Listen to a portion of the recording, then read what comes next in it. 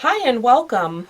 I am going to show you today how to make a great box for your finished cards so that you have a box to give as gifts or just for storage.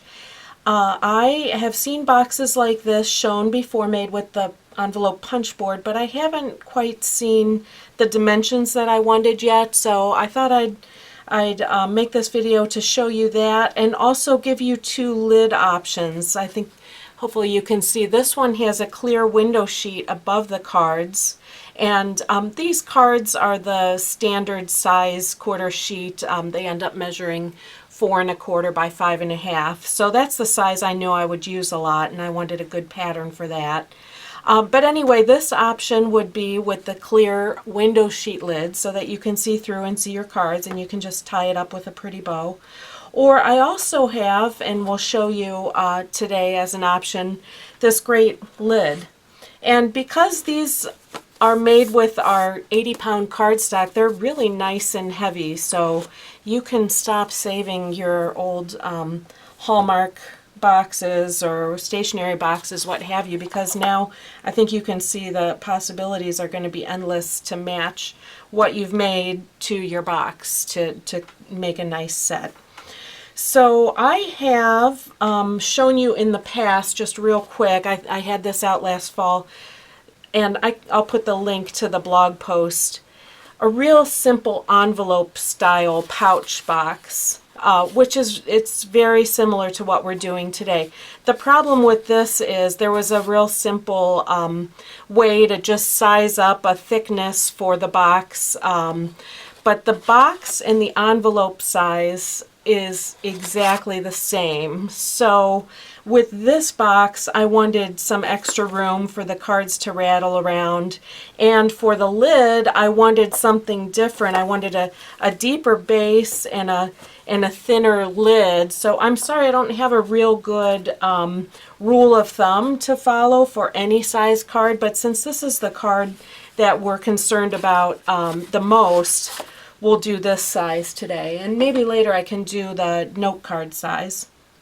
But as you can see now, I just have a set of cards that I made with the Back to Black Designer Series paper and the new Flower Frenzy die. I'm going to set those aside because it's about the box today. The box base has a little cover in the bottom to cover up the folds, and we'll start with the box base here. To make the box base, you will need a sheet of cardstock that measures 10 3/8 inch square. Okay, you can ignore the score lines for now. That relates to the envelope punch board. And then the cover piece for the bottom, for the box bottom, is a separate piece that's 4 5/8 inch by 5 7/8. That's just the piece that goes in there to make the box bottom look really nice and neat. So we'll put that aside for now, and let me just show you how to make this dimensional base. What we're going to do is take that 10 3/8 inch square and our envelope punch board, and with these score dimensions, start our assembly. Okay, the first mark I have is 3 3/4 inch, so I'm lining up the corner of the cardstock there, and I'm going to punch and score that piece. Now, be careful as you get to the edge. The cardstock is longer. You don't want to go off the board. It's fine that you can't go the entire dimension. We'll be able to work around that. So that's the first punch and score, and you're going to slide over to 5 3/4, except as you can see, that goes off of our rule. So I know the difference between 3 3/4 and 5 3/4 is 2 inches, and the difference I want from this notch to the next one is 2 inches. So I'm just going to put this notch right at my 2 inch mark because I want the next notch 2 inches apart, and I'm going to punch and score there. Okay, and then I'm going to rotate 180 degrees and do that same thing with those same dimensions on the other side. I'm going to go 3 3/4, punch and score, and then slide over 2 inches, punch, and score. Now, I'll use these scores and punches as the guide of punching and scoring on the other two sides. So first thing I'm going to do is line up the little pointer with the score line from before. I've just rotated now to the other side. You can do, it doesn't matter which side you do first. And we're going to punch and score. And you can see this wants to match up with this notch down here, so that's perfect. Then we're going to slide the paper over, and you can't quite see where to line up here, but that's fine. Again, we're going to use our little trick. Put that notch at 2 inches. We know we want to move over 2 inches. This needs to line up, so it's all going to work out fine. I'm going to punch and score. Rotate 180 to do the opposite side the same way. Punch, score, move over 2 inches, punch, score. Okay, so at this point, I'm going to put these dimensions aside. I'll just maybe put them up here as a reminder. We can start assembling. Now, for these lines that aren't scored the entire way, I'm just going to make sure to burnish those right away so that when I start assembling the box, those are established creases.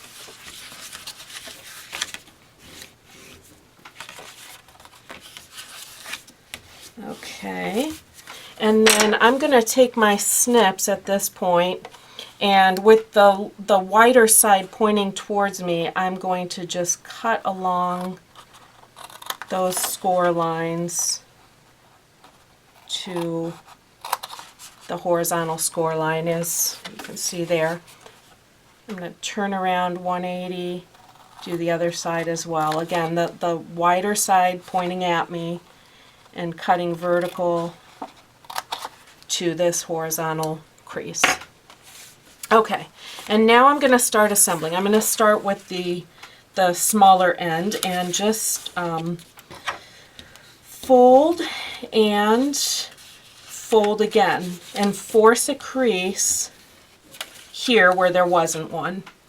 Okay, and then I'm going to I just use whatever sticky strip that you like, and I'm going to tack down that first side, just like so.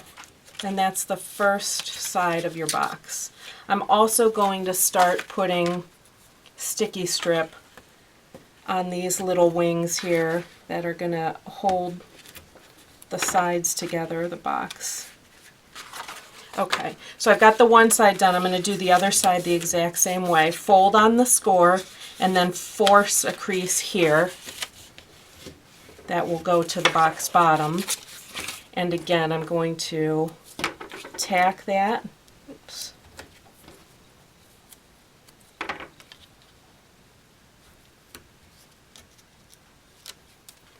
Tack that down, and I'm going to add some tape so that when I go to put the box sides together, this is ready. And I am going to go to the wider sides now, and under that same procedure, force a crease. And I can assemble now because I have this sticky tape in place. I'm just going to very carefully, I'll get that flap out of the way, I'm going to line up the corner. Okay, so now you can see the box starting to take shape. Let me do the other one.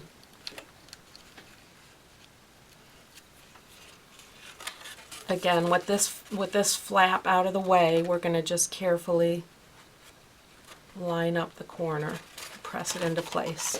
And then we can add some sticky strip to this flap. See, we've got that there, and press that down into place. You can already see the box base coming together. One more side to do. We're going to fold,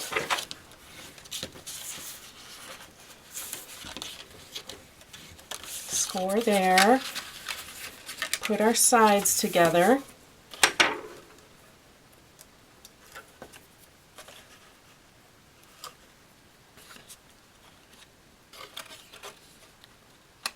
and again we're truing up the side there, making a nice crisp edge. And then we are going to put this last flap down into place.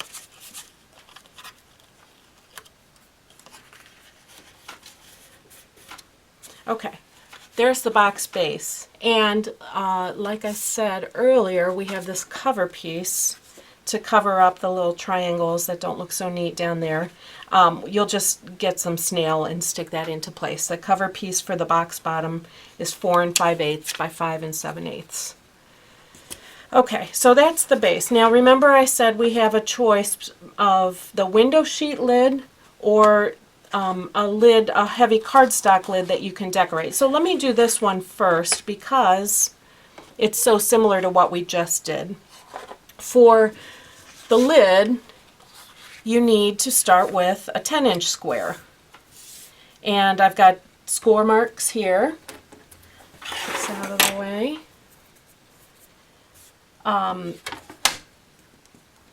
The procedure is going to be exactly the same as making the base. So again, the score mark is at 3 7/8. That's to start. We're going to punch and score. Now we're going to 5 1/4 because this little lip is going to be narrower than the box base. So the difference between 3 7/8 and 5 1/4 is 1 3/8. So I'm going to slide over 1 3/8. And again, I'm just matching the notch roughly with 1 3/8 because that 5 1/4 mark is actually off the end of the board. So we're going to punch and score that. Oh, scored right through my post-it. Put that up there too. Flip this around. Again, 3 7/8. Punch, score, move over 1 3/8. Punch, score, and use these lines as a guide for the opposite sides. Again, lining up the pointer with the score line, punch, score. Can't quite see this connection, but we know this flap also needs to be 1 3/8 away, so we're going to punch and score, and this matches up nicely. And then we need to do that fourth side same way, starting by lining up with the score and then moving over 1 3/8. Okay, so here's the piece that you have for the box lid, if you would like to make this lid and decorate it. I'm not going to go through the construction. It's exactly the same, starting by burnishing the creases that aren't scored all the way. Just show you a little bit of that. And that's it for that one. And then starting with the cuts, the wider side, cut vertically into the first horizontal, score like that. Do that on both sides, and then complete the construction just like we did the box base. And there's nothing else fancy about that. The only thing I would say now, if you would like a cover piece in the lid, which I'm not showing here, this is how it looks after you assemble that piece. The cover piece in the lid will measure 4 3/4 inches by 6 inches. This would also be the measurement if you're going to put designer paper on top of the box. This would be the maximum measurement that you want to use for that. I actually have smoky slate that's just a little bit smaller because I think I was trying to go with this DSP that was already a certain width, so I just matted that up the way I wanted to. But the maximum size you'll want for the lid is 4 3/4 by 6, and that will also make a nice cover piece inside your lid to cover up the construction. Okay, and finally, I know this is getting long, but we're covering a lot of good stuff. The window sheet lid, if you would like that window sheet lid so that you can see through to your contents, we're going to start with a piece of window sheet that's 8.5 by 7 1/4. Let me put all of these dimensions up here. I don't know if you can still see them. Alright, the window sheet lid now is a little bit tougher material to work with. What we're going to do, again, 8.5 by 7 1/4, we're going to score it 1 1/4 inches from each edge. This is a pretty tough material, and you're going to have to put some muscle into this to get this scored. So I'm not going to tell you where the score marks are. It's 1 1/4 inches from each edge. I think it's easier to just figure out that way. And again, I'm really putting some muscle into this because the window sheet is a tough material.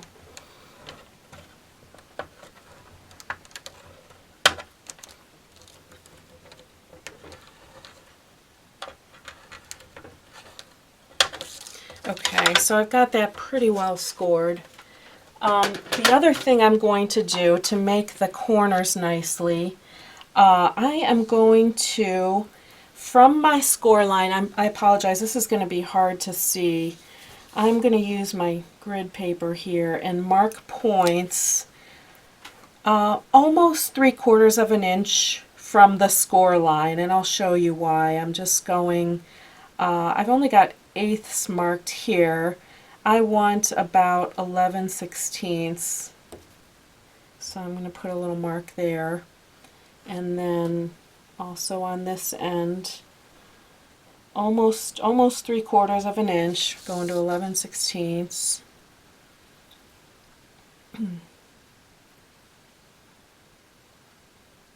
You'll see why in a sec. Again, 11/16. Now I'm measuring from the score line in each case. I'm just using the grid paper and approximating since I only have eighths here. And the last side.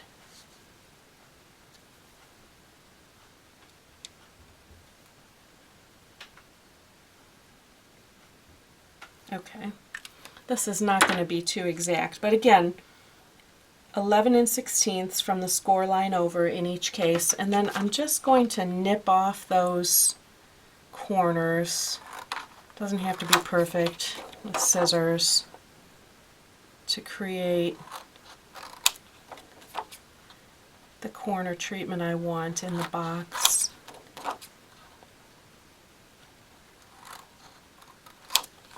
Okay, so those corners are gone, and I'm going to pull in the envelope punch board.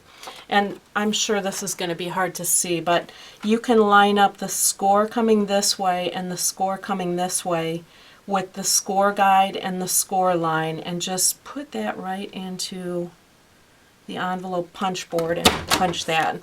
And that's making the nice little treatment for our corners that we want. Again, all four corners the same way. And you'll see why. Okay, so now I've got the shape I want for my box lid, but I just have to score burnish very hard on this clear plastic because it is a tough material, which is great. It makes a great box top. Okay, but once you get it scored hard, you'll be able to put it in place in the box. You may have to go back and re-score if you've not scored hard enough. The window sheet is Takes a little getting used to. Okay, I've scored those hard. Now I don't want them to be folded completely in.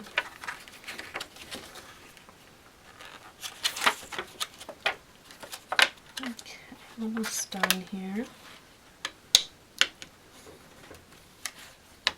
Okay, got 3 out of 4 sides done. And the last one. Okay, so once you have this made, you can see, you can take your box bottom, put your cards in, and